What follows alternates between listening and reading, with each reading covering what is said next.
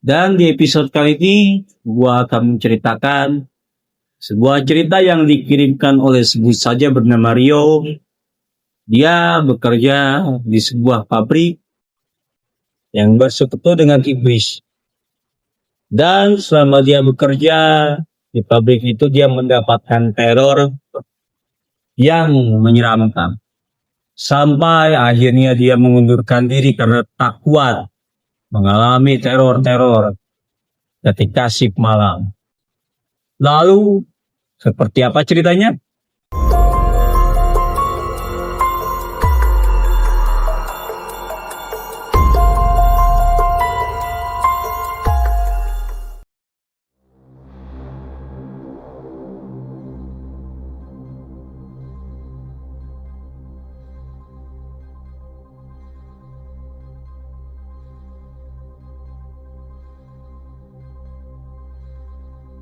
Assalamualaikum warahmatullahi wabarakatuh. Balik lagi bareng gue Fikri Taufik di Rumah Duga Misteri.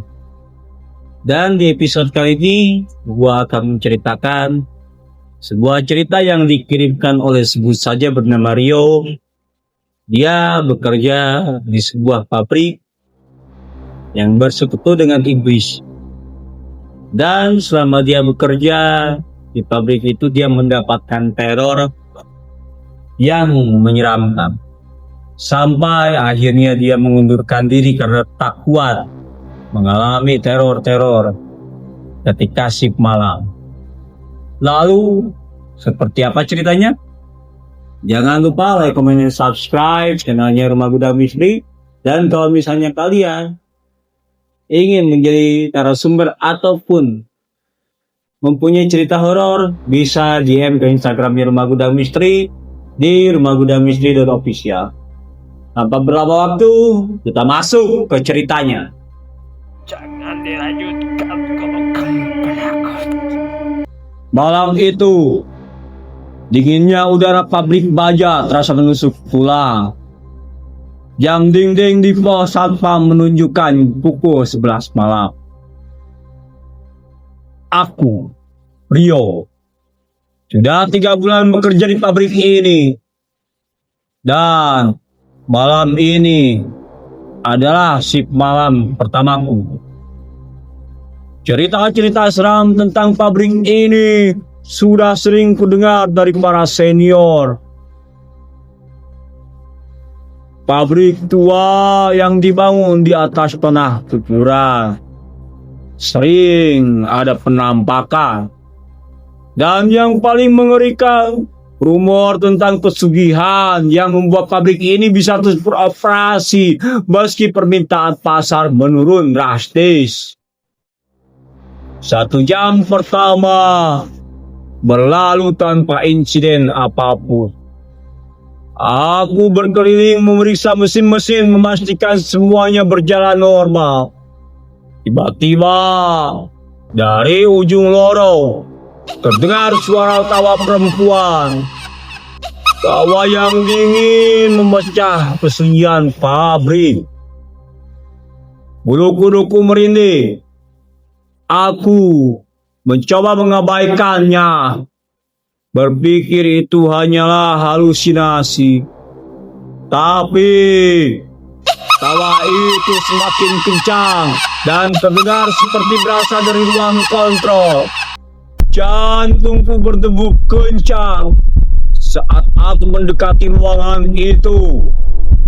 Pintu ruangan tertutup rapat, tapi tawa itu terdengar sangat jelas dari dalam. Aku memberanikan diri membuka pintu. Ruangan itu kosong, tidak ada siapa-siapa. Tawa itu menghilang. Tapi di meja ada selembar kertas tua. Di atasnya tertulis, jiwa yang kau jual adalah jiwamu sendiri. Tubuhku gemetar. Aku melemparkan kertas itu dan buru-buru keluar dari ruangan. Aku memutuskan untuk kembali ke pos satpam, berpikir bahwa mungkin aku butuh istirahat. Setibanya di pos, aku melihat Pak Parjo satpam senior yang sudah puluhan tahun bekerja di sini. Wajahnya pucat dan pandangannya kosong. Aku mencoba menyapanya, tapi tidak ada jawaban. Matanya terus menatap kosong ke arah pintu pabrik. Aku merasa ada yang tidak beres. Jadi, aku coba menggoyahkan bahunya. Tiba-tiba, Papa Arjo tersenyum. Senyum yang aneh, dingin, dan menakutkan. "Jangan takut, Rio," katanya dengan suara seram. "Mereka hanya butuh sedikit persembahan agar pabrik ini tetap berjalan." Aku bingung. "Persembahan apa, Pak?" tanyaku. "Darah dan jiwa," jawabnya. "Pabrik ini butuh itu. Sebagai gantinya, kita akan kaya raya." Aku tidak mengerti maksudnya, Pak Parjo. "Bapak kenapa?"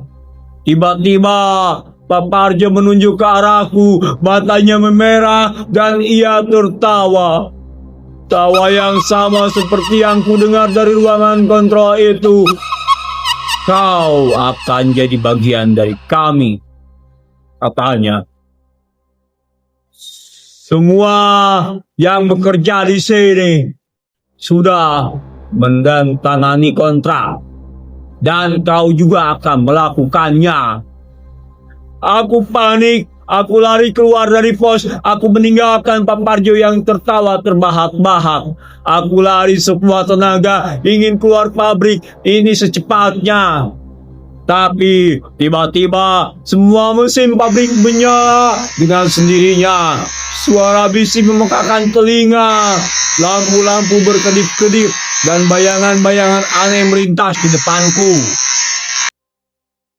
Tiba-tiba dari kegelapan muncul sesosok makhluk bertanduk dengan mata merah menyala. Ia mendekatiku dan suara Pak Parjo yang aneh itu terdengar lagi. "Mereka menjemputmu, Rio. Kau akan menjadi bagian dari kami. Jiwa yang kau jual adalah jiwamu sendiri."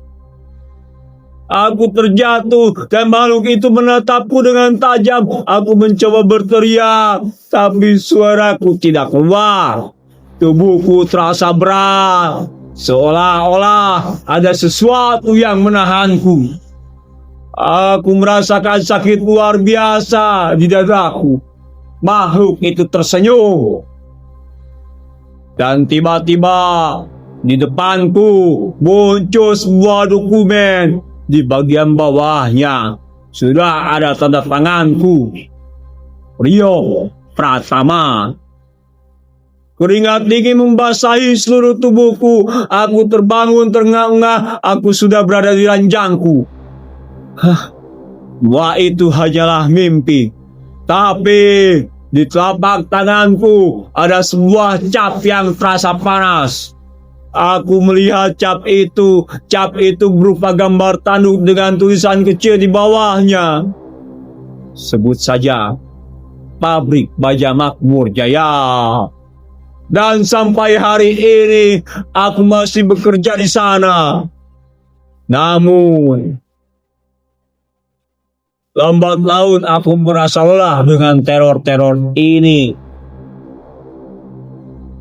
Dan akhirnya aku memutuskan resign dari pabrik terkutuk itu agar kehidupanku dan keluargaku selamat.